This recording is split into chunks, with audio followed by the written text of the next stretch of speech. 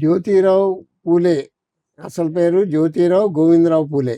సావిత్రిబాయి పూలే అనే ఆమెను పెళ్లి చేసుకుని ఆవిడికి చదువు చెప్పి ఆవిడ చేత అప్పటికే సమాజంలో భర్త చనిపోతే భార్యకు గుండె గీయించడం, చితిలో పెట్టి చితి మీద పేర్చి ఆమెను కూడా దహనం చేయడం వంటి కార్యక్రమాలు ఎన్నో అసాంఘిక కార్యక్రమాలు ఉండి వీటిలన్నింటినీ కూడా ఆయన దృష్టిలో పెట్టుకుని మహిళలు చైతన్యవంతం అవ్వాలి అన్న దృష్టితోటి ఆవిడ భార్యకు సావిత్రిబాయి పూలేకు విద్య నేర్పించిన ప్రపంచంలోని మొట్టమొదటి వ్యక్తి మన జ్యోతిరావు పూలే గారు.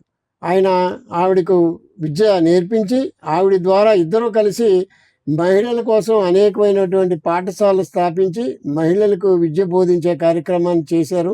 ఆనాడు ఆయన నాటిన ఆ బీజమే ఈ రోజున మహిళలు ఇంత ఉన్నత స్థితిలో ఉన్నారంటే కారణం ఆ మహానుభావుడు జ్యోతిరావు పూలే.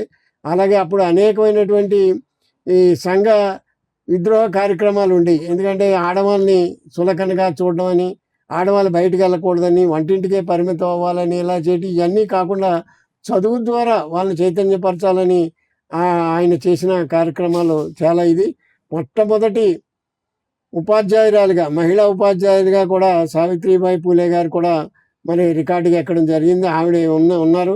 ఆ విధంగా చాలా చైతన్యం తీసుకురావడం జరిగింది. మరి అలాగే ఆయన అనేకమైనటువంటి రచనలు చేశారు. ఈ సమాజంలో ఉన్నటువంటి ఈ అసమానతల గురించి, ఈ యొక్క సంఘ వ్యతిరేక కార్యక్రమాల గురించి రాస్తే అప్పటి ప్రపంచ మేధావైనటువంటి అంబేద్కర్ గారు కూడా ఆ రచనలు చదివి నాకు ఎంతో జ్ఞానాన్ని పొందానని చెప్పడం అంటే నిజంగా మరి ప్రపంచ మేధావిగా అంబేద్కర్ గారే ఆ మాట అన్నారంటే ఆయన మరి జ్యోతిరావు పూలే నా గురువు గారు అని సంబోధించడం కూడా జరిగింది.